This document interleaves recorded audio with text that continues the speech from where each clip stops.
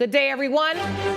I was born and raised in Detroit. Growing up there, I saw people like me running things. This is a courtroom, not a circus, so we're gonna calm down. I'm sorry. What I found there was a passion that I didn't know existed. This is the bottom line. I'm excited to free fall into the limitless possibilities with we the people. So many are fearful of the law. They think it's something that works against them. I think you need to begin to accept responsibility for your mistakes. We are the people. Jessica Cartwright claims her son's birthday party was ruined when the defendant's child damaged a gaming truck and bit a guest. All rise. Alicia Morgan says she told the plaintiff that her son has sensory issues and loud noises triggered him. Court is now in session. The Honorable Judge Lauren Lake presiding. You may be seated. Hello, Your Honor. Hello, thank you, Sean. Good day, everyone. Good day. This is the case of Cartwright versus Morgan. Ms. Cartwright, you are suing Ms. Morgan for $9,500 for negligence. Is that correct? Yes, Your Honor. You say one invite led to more than you bargained for. The defendant, you say boundaries were shared before anyone agreed to come. Yes, Your Honor. All right.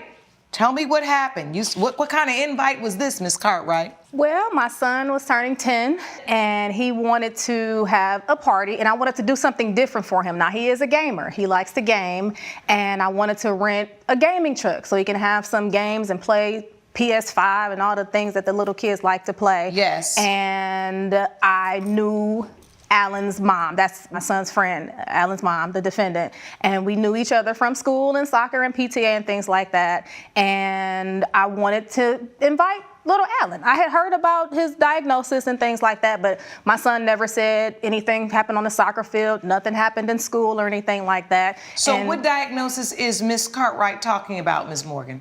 He has intermittent explosive disorders.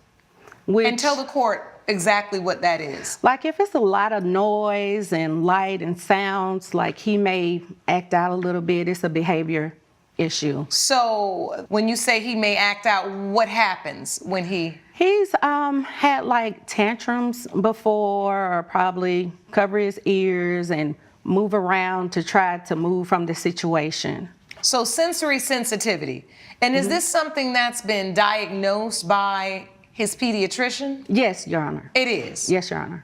Is it something that he also takes medication for? Yes, Your Honor. All right. And at the time of the party, was there medication Now this prescribed? part is important. Alicia Morgan confirms that Alan had a diagnosed behavioral condition, sensory sensitivity, and had recently started new medication. That is not just emotional background, it becomes a key legal fact. Courts often look at what was known before the incident happened. If a parent knows their child can be triggered by loud noise, lights, crowding, or chaos, then supervision becomes extremely important. But notice something else. Miss Cartwright also admits she knew there were concerns, yet still wanted Alan included. That creates a very uncomfortable balance. On one side, inclusion is kind and socially important. On the other side, inclusion without proper planning can turn risky very quickly. So the question for viewers is this: was inviting Alan compassionate, or was it careless without stronger safeguards? Medication prescribed? Yes, Your Honor. He had just started a new medication. A new medication? Yes.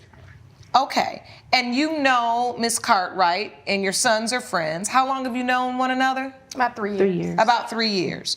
All right. So what's your son's name? Jason. Jason.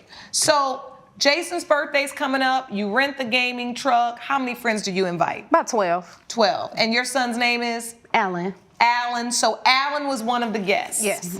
And tell me about the party. What time was the party? It was at 4 o'clock. 4 p.m. So 4 to 6, we rented the truck for 2 hours. And well, it's a bus. We rented it for 2 hours. And where did you park it? In front of your house? Yes. All right. And the kids came over? Mm-hmm. Yes. Did the kids eat before or after they got in the gaming truck? Well, we have the cake table set up inside, but they also have like little treat bags, and there was a food truck outside as well. So we don't want to bring too much food on the inside. So did they eat before or did they eat after they gamed? Probably a little bit of both. as a mother of a boy, all those things matter. Because my next question is, did you have the cake already before you went in the gaming truck or after? The cake was inside on a table, and so they were gonna have it after everybody finished and sing happy birthday and concluded with that. All right, so what happened? Why are you here today suing Ms. Morgan for $9,500? I'm here because her son ruined my son's birthday party. What happened? The kids were playing games, and if you know anything about gaming, it can get a little emotional, a little passionate. And then two of the kids, one was losing and the other one thought the other one was cheating, and so they started going back and forth. Okay. And then I guess with them going back and forth, it kind of triggered Alan. They were about to fight, Your Honor. Like, it was bad. Were you in the truck? Yes, ma'am. All right, the parents were invited in as well, or Yes, just yes, the Your Honor. boys? The parents as well. Okay, so the parents, how many people did this bus hold? It was huge, a huge look. I have some pictures All of the parents were not there, Your Honor. I'd like to see it. Absolutely, yes. But I requested to be there since Alan has a problem. You presented evidence to the court. I have some pictures of how big the bus is in Exhibit E. As you can see, plenty of room for the kiddos to game, hang out. Oh, it's a huge bus. Yes, Your Honor. Oh, got to the last picture. And that's what her son did. You can see he pushed a kid into the table. The cake fell over, and then the owner came in and tried to help Alan calm down. He bit him. Alan bit the owner. And I had to pay for those damages as well. Coming up, Did your son bite somebody, Miss Morgan? The owner was out of line. The facts are, your son destroyed my son's birthday party. Your son assaulted a man with his teeth. He was provoked. and later, She highlights a lot of independent and local artists who do original work. And Okay. so I wanted to bring in my own original work, seeing as I'm an aspiring artist. You are. And I what am. type of art do you do? I do graphic art, and I use the assistance of artificial intelligence. if you'll be in the Los Angeles area and want to bring your case to court, call 1-888-552-6878. You're watching Emmy-nominated We the People with Judge Lauren Lake. We're back with the case of Jessica Cartwright, who brought Alicia Morgan to court for negligence. Did your son bite somebody, Miss Morgan? Yes, Your Honor. And you had to pay for the medical bills associated with that? Yes, Your Honor. For the urgent In care, Alan's that's Exhibit defense, C. the owner came and kind of grabbed him. So the owner was out of line because he should have let me got my own child. And what did you do when this owner grabbed your son and then he bit him? What did you do? I was just trying to grab my son to get him to safety. I didn't want him to hurt himself or anybody, so I was doing the best I could. So he went to urgent care. It was $150. So what do you think, Miss Morgan, set your son off? All the loudness and it was a mess. I almost couldn't take it myself. So the loudness from them screaming and playing the Yes, game. and they're stomping and just doing the most. Well, I did this first and I did this, and they pushing and shoving a little bit too. And it was just too much for my Alan. He couldn't take it. And so what did he do before the bus driver grabbed him? Well, it was another little kid that ran up because like it was too much. So he kind of like threw the controller. And the control, I don't think he tried to Now break we the get the screen. defense So when he theory. kind of threw the Alan controller, was it hit the overwhelmed. screen and broke Another the screen. child He approached yeeted. him, and the environment became too loud and chaotic. Miss Morgan is basically arguing provocation and overstimulation. But legally, provocation does not always erase responsibility. It may explain behavior, but explanation is not the same as excuse. Judge Lake has to decide whether Alan's reaction was something his mother should have anticipated and managed, especially because she knew his triggers. At the same time, the other children were also pushing, shouting, and escalating the scene. This is why this case is not as simple as one child broke everything. The courtroom is really asking, when multiple adults know a situation could become overwhelming, who should have stepped in before the controller hit the screen? And broke the screen. He yeeted the controller into the screen and it cracked. So another little boy came up at him, kind of charged him. And Alan pushed the little boy into the cake, but he was charged. He was provoked. And so you're here suing for the entire cost of the party. For the screen, everything that I had to pay for the screen, the remote, I had to pay for the cleaning. They had to send a detailing company out to clean it, and the medical bill from the bite. But $9,000, Your Honor? That is what the What was gaming the total company- cost of the party? The total cost of the party. And I offered to pay some. So to rent the gaming center or the gaming bus for 2 hours, of course that wasn't $9,500. I was just about to say. That was not $9,500. I'm in the wrong business, Sean. We're going to get us a gaming truck after we get done out of the We need to get a gaming bus if that's what you're paying. It was about $150 per hour. All right. But the damages from, and that is Exhibit A, the equipment repairs and replacements, $7,350. That's what the company charged me. The deep cleaning and the detailing, that was another $2,000. Plus the urgent care bill was $150. That's where the $9,500 came from. And I paid all of that because, of course, I rented the truck.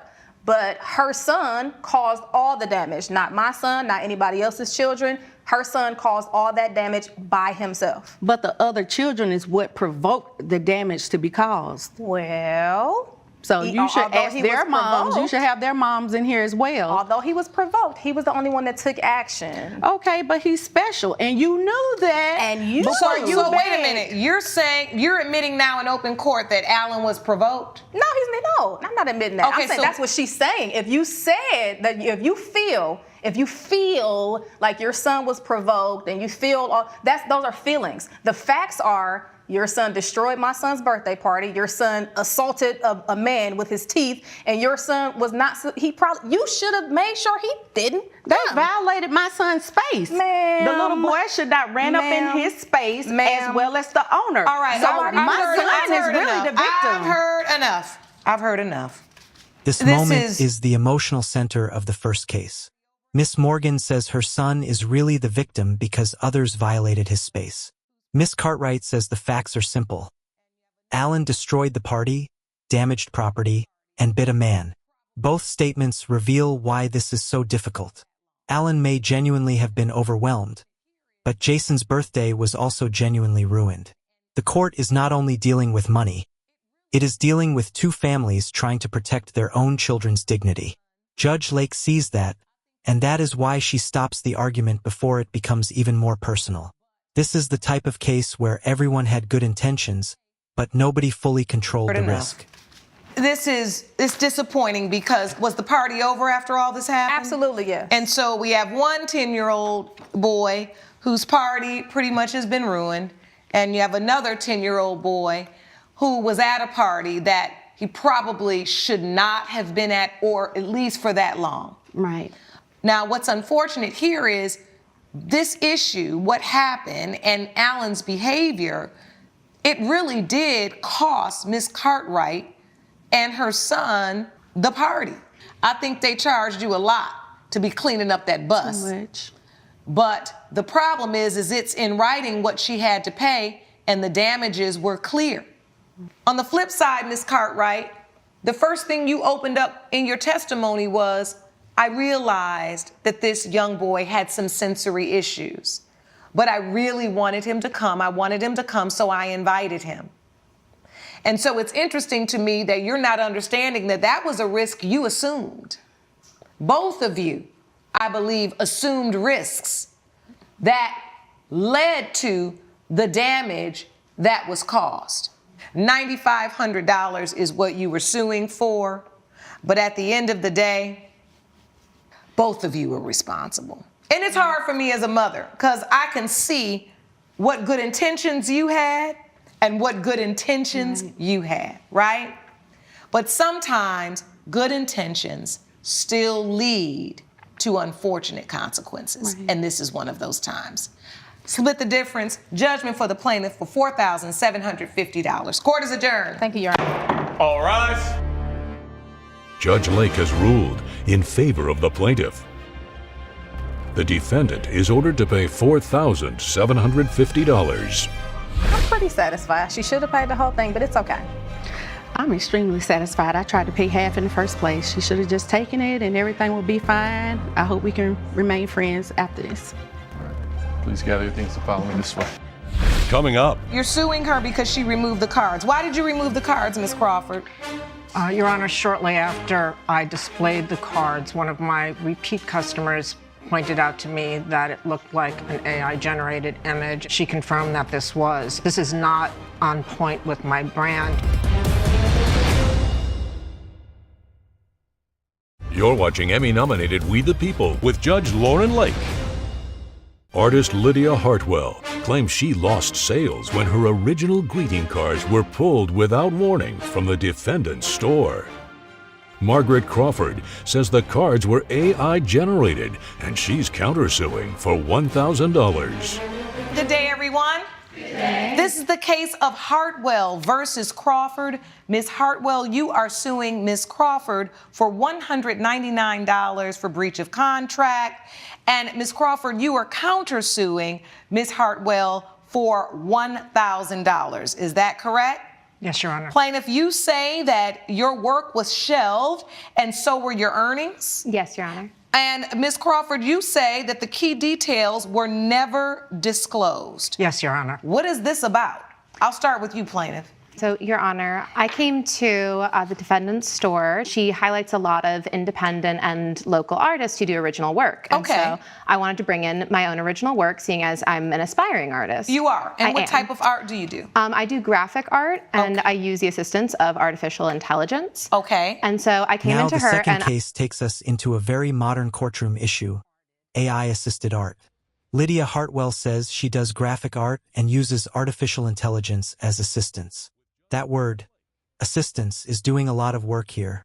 To an artist, AI may be part of the creative process. To a shop owner whose brand is built around local original artwork, AI may feel like a major disclosure issue. The first card apparently sold well, which complicates things even more. If customers liked the product, was the problem really the art itself, or the lack of transparency behind how it was created? This case is not just about greeting cards. It is about trust, branding, and how businesses define authenticity. Okay. And so I came into her and I decided to give her one of my pieces, and she wanted to put it up as a card for the 4th of July to give it a little test run. And I have in my evidence, I do have a picture of it. It is an American flag on a barn, and we decided to sell it for the 4th of July. And it actually sold out, and we got a lot of great reviews. So we talked a little bit later, and she wanted to Okay, commit so this is a greeting card. Yes. And she put it up in her store. When you saw this card, you felt like it would be something your clientele would enjoy, Ms. Crawford? Yes, Your Honor, because it seemed to be consistent with my brand, which is original artwork. Coming up, Tell me a little bit about your countersuit, Ms. Crawford. When she came to pick up the cards, she created a scene. There were customers in the store that departed. you're watching Emmy-nominated We the People with Judge Lauren Lake. We're back with a dispute between Lydia Hartwell and Margaret Crawford over AI-generated greeting cards. In your mind, it was an original piece. What, did you think she had painted this and then just turned it into a greeting card? Yes, ma'am. Are you the buyer for your business? Yes, I am. And if you see in evidence, there's a picture of my store. You can read the sign in the window that says, we feature local artists. Proudly spotlighting original works of local artists. Okay, so what happened? Why are we here today? So after we discussed the second card that I was going to design for her, So the first one was this the barn with the flag, and this was a go. So after I gave them to Miss Margaret, she put them on display for a couple days right before Thanksgiving, I believe on the 24th. And then after a couple days, I get a phone call that she says she's taken down all of my inventory and asks if I was using AI to make the cards. And I was honest with her and said yes. And then she basically said that I need to get the cards out of her store in the next 3 days or she's going to throw them away. And so you're suing her because she removed the cards. Why did you remove the cards, Ms. Crawford? Your Honor, shortly after I displayed the cards, one of my repeat customers pointed out to me that it looked like an AI-generated image. And when I contacted Ms. Hartwell, she confirmed that this was. And this is not on point with my brand. Tell me a little bit about your countersuit, Ms. Crawford. Why are you countersuing for $1,000? There's a disruption to my business. How did it disrupt your business? Well, first of all, when she came to pick up the cards, she created a scene. There were customers in the store that departed. It also got around town that I had put AI generated artwork in my store. Okay. Judge This is Lake actually- signals that this is actually simple, and that usually means one thing: the evidence is not strong enough. Both sides feel wronged, but feelings do not automatically become damages. Lydia says she lost sales because the cards were pulled. But can she prove how many would have sold? Miss Crawford says her business reputation was harmed because of the incident and the public reaction. But can she prove actual financial loss? In civil court, embarrassment, frustration, and suspicion are usually not enough. You need measurable damages, lost contracts, canceled orders, receipts, sales records, or specific proof that money was lost. Without that, even a dramatic conflict can still result in no recovery. Okay. This is actually quite simple. Judge Lake's verdict when We the People returns.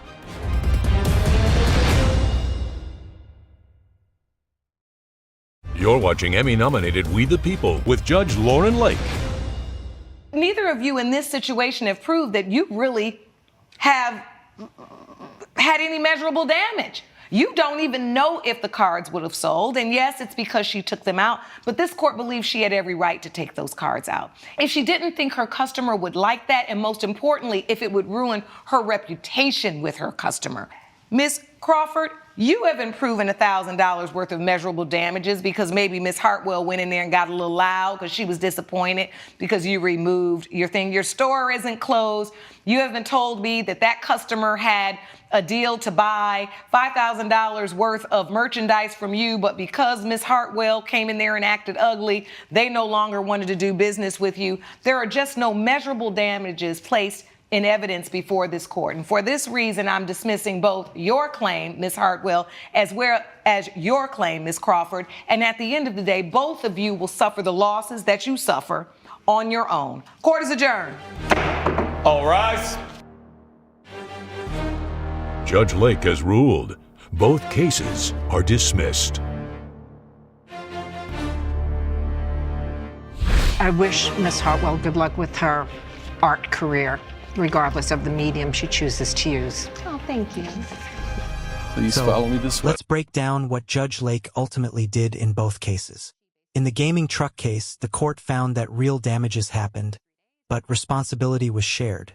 Alan caused the direct damage, but Jessica Cartwright also assumed some risk by inviting a child with known sensory issues into a loud, high-stimulation birthday environment. That is why the $9,500 claim was cut in half, resulting in a $4,750 judgment for the plaintiff.